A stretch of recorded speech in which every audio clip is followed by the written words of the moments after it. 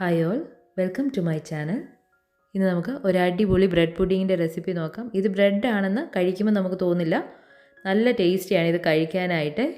എല്ലാവർക്കും ഇഷ്ടപ്പെടുന്ന ഒരു അറേബ്യൻ ബ്രെഡ് പുഡിങ് നമുക്ക് ഈസി ആയിട്ട് വീട്ടിൽ റെഡിയാക്കാം. വീട്ടിലും മിക്കവാറും ബ്രെഡ് ബാക്കി വരും. ഇനി ബാക്കി വരുന്ന ബ്രെഡ് കളയാൻ നിൽക്കേണ്ട, ഇതുപോലെ ഒന്ന് ചെയ്ത് നോക്കൂ കേട്ടോ. അപ്പോൾ ഈ പുഡിങ് ഉണ്ടാക്കിയെടുക്കാനായിട്ട് എന്തൊക്കെ ഇൻഗ്രീഡിയൻസ് വേണമെന്ന് നോക്കാം. ഇതെങ്ങനെയാണ് റെഡിയാക്കി എടുക്കുന്നതെന്ന് നോക്കാം. വീട്ടിൽ അവൈലബിൾ ആയിട്ടുള്ള കുറച്ച് ഇൻഗ്രീഡിയൻസ് വെച്ച് നമുക്കിത് ഈസി ആയിട്ട് വീട്ടിൽ റെഡിയാക്കി എടുക്കാവുന്നതേ ഉള്ളൂ. ഇതിനായിട്ട് നമുക്ക് ആദ്യം കസ്റ്റാർഡ് മിക്സ് റെഡിയാക്കി എടുക്കാം. അതിനായിട്ട് ഞാൻ 2 കപ്പ് പാലെടുത്തിട്ടുണ്ട്. ഇതൊന്ന് ചെറിയ ചൂടാക്കാനൊക്കെ വെച്ചിട്ട് അതിലേക്ക് 1/4 കപ്പോളം പഞ്ചസാര ചേർത്തിട്ടുണ്ട്. പഞ്ചസാരയുടെ അളവ് നിങ്ങളുടെ ആ സ്വീറ്റിൻ്റെ ടോളറൻസിനനുസരിച്ച് അഡ്ജസ്റ്റ് ചെയ്യണം.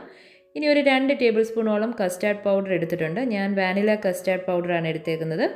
ഇതിലേക്ക് ഒരു 3-4 ടേബിൾ സ്പൂണോളം പാല് ചേർത്ത് കൊടുത്തിട്ട് ഒന്ന് മിക്സ് ചെയ്ത ശേഷം നമ്മൾ ഈ വാമായിട്ട് വന്നേക്കുന്ന പാലിലേക്ക് ഒഴിച്ചു കൊടുത്തിട്ട് കണ്ടിന്യൂസ്ലി ഒന്ന് ഇളക്കി കൊടുക്കണം, കട്ടയൊന്നും കിട്ടാതെ. ഇനി നമുക്ക് ഇതൊന്ന് തണുക്കാനായിട്ട് വെക്കാം.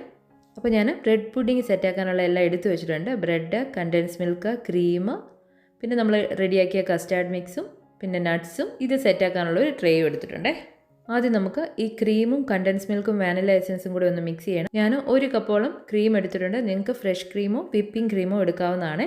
ഇതിലേക്ക് ഞാൻ 3/4 കപ്പോളം കണ്ടൻസ് മിൽക്ക് ഒഴിച്ചു കൊടുക്കുകയാണ്. 3/4 കപ്പ് മുതൽ 1 കപ്പ് വരെ നിങ്ങൾക്ക് കണ്ടൻസ് മിൽക്ക് ഒഴിക്കാം, നിങ്ങൾക്ക് വേണ്ടിയ മധുരത്തിനനുസരിച്ച്. ഇതെല്ലാം കൂടി ചേർത്തൊന്ന് മിക്സ് ചെയ്യുന്നുണ്ട്. ഇതിലേക്ക് ഒരു 1/4 ടീസ്പൂണോളം വാനില എസൻസ് ചേർത്ത് കൊടുക്കുകയാണ്. ഇതൂടെ ചേർത്ത് മിക്സ് ചെയ്യാം. ഇനി നമുക്ക് ബ്രെഡ് പുഡിങ് സെറ്റ് ചെയ്യാനുള്ള ഒരു ട്രേ എടുത്തിട്ടുണ്ട്. നിങ്ങൾക്ക് ആവശ്യമുള്ള വലിപ്പത്തിനനുസരിച്ച് ട്രേ എടുക്കാം. ആവശ്യമുള്ളത്രയും ലെയറുകളും ആഡ് ചെയ്യാവുന്നതാണ്. ഞാനിപ്പോൾ ഒരു 2 ലെയർ ഇട്ടാണ് ചെയ്ത് കൊടുക്കുന്നത്. ഈ ബ്രെഡിൻ്റെ എഡ്ജസ് എല്ലാം കട്ട് ചെയ്ത് ആ എടുത്തേക്കുന്ന പാത്രത്തിൻ്റെ ഒരു അളവിൽ അത് കട്ട് ചെയ്തെടുത്തിട്ടുണ്ട്. അപ്പോൾ ഞാൻ ഫസ്റ്റ് ലെയർ ഇതുപോലെ വെച്ച് കൊടുത്തിട്ടുണ്ട്.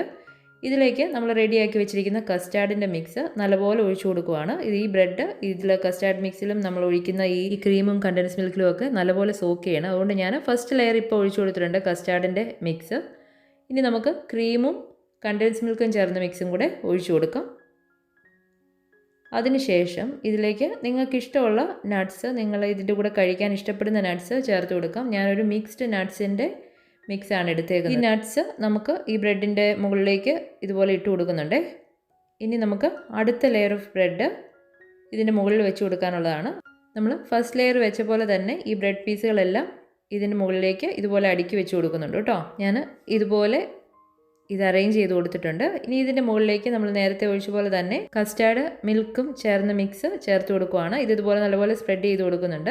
അതിൻ്റെ മുകളിലേക്ക് നമ്മൾ നേരത്തെ റെഡിയാക്കി വെച്ചിരുന്ന ക്രീമും കണ്ടൻസ് മിൽക്കും ചേർന്ന മിക്സും കൂടെ ചേർത്ത് കൊടുക്കുകയാണേ. അതും ഇതുപോലെ നന്നായിട്ട് സ്പ്രെഡ് ചെയ്തിട്ടുണ്ട്. ഇനി ഇതിൻ്റെ മുകളിൽ നമ്മൾ കുറച്ചുകൂടി നട്ട്സ്, ഡ്രൈ ഫ്രൂട്ട്സും ചേർത്ത് കൊടുക്കുന്നുണ്ട്. നിങ്ങളുടെ കയ്യിൽ അവൈലബിൾ ആയിട്ടുള്ള നട്ട്സ് നിങ്ങൾക്ക് ഇതിൽ ചേർത്ത് കൊടുക്കാം. ഞാനിതിലേക്ക് ബദാം, ക്രേൻബെറി, സൺഫ്ലവർ സീഡ്സ്, നട്ട്സ് എല്ലാം ചേർത്ത് കൊടുത്തിട്ടുണ്ട്.